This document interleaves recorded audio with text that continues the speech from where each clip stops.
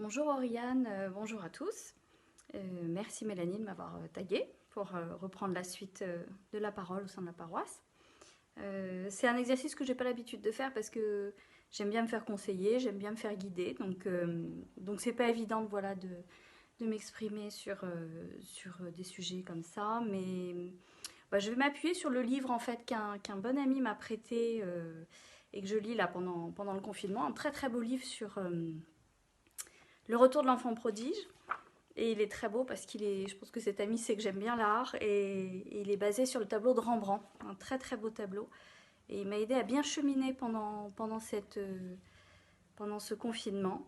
Et donc je vous ai choisi voilà, un petit passage particulier, alors qui parlera sûrement à Michel Chevalet, parce qu'on l'a étudié ensemble pour préparer les confessions des premières, pas forcément des premières communions, mais des enfants du catéchiste de la paroisse. Donc ça lui parlera. C'est le passage donc, du retour de l'enfant prodigue, Luc 15, versets 12 à 20, qui sont très beaux et qui nous ont aidés à bien préparer les confessions des petits-enfants. On a travaillé sur ce passage-là en particulier, et notamment quand on arrive au moment où voilà, l'enfant qui a quitté son père aurait bien voulu se remplir le ventre des caroubles que mangeaient les cochons, mais personne ne lui en donnait. Rentrant alors en lui-même, il se dit: combien de mercenaires de mon père ont du pain en surabondance, et moi je suis ici à périr de faim. Je veux partir, aller vers mon père et lui dire: Père, j'ai péché contre le ciel, et envers toi, je ne mérite plus d'être appelé ton fils. Traite-moi comme l'un de tes mercenaires. Il partit donc et s'en alla vers son père.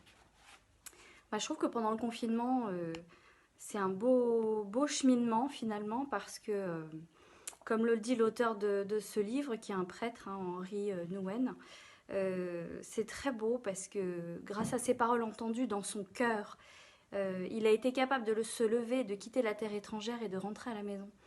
Et moi qui ai une vie voilà, un peu à 200 à l'heure, à beaucoup parler, souvent pour ne rien dire d'ailleurs, à bouger dans tous les sens, voilà, je me rends compte que finalement rentrer en dedans de soi, comme ce qu'a fait l'enfant prodigue, c'est un exercice qui n'est pas évident à faire dans la vie d'aujourd'hui. Et le confinement est bien quand même. On est souvent isolé, dans le silence, ou voilà, on a besoin de s'isoler des fois des siens parce que c'est un peu le bazar à la maison. Donc c'est agréable de pouvoir rentrer au-dedans de soi. Et on est privé de confession en ce moment, et je me dis finalement on a 2 mois pour préparer une super confession pour le post-confinement, donc nos curés vont avoir du boulot. Mais voilà, j'aime beaucoup cette phrase: grâce à ses paroles entendues dans son cœur, il a été capable de se lever, de quitter la terre étrangère et de rentrer à la maison. Voilà, donc c'est ce qui m'aide aujourd'hui à bien préparer mon déconfinement, qui ne serait tardé.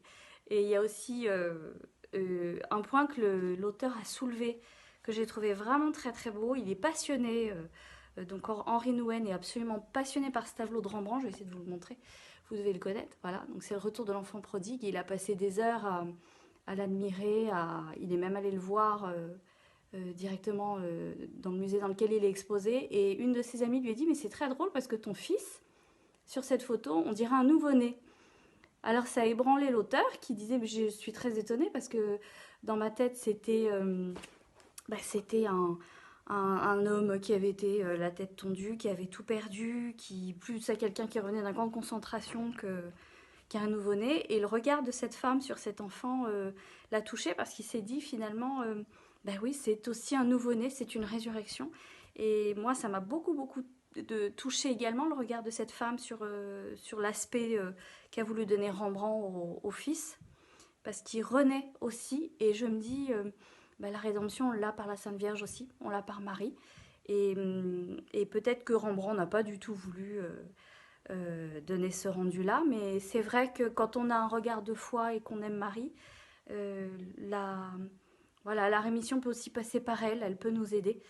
Et évidemment qu'elle le fait très, très fortement, très grandement, donc on peut lui faire confiance et renaître une deuxième fois par elle également.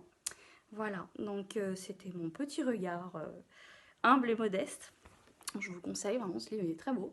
Et voilà, je fais signe, si elle le souhaite, à Bénédicte Dufay, si elle veut prendre la suite, et Raphaël Tête aussi. Voilà, si ça vous dit de prendre la relève Très bonne journée à tous et puis bon confinement.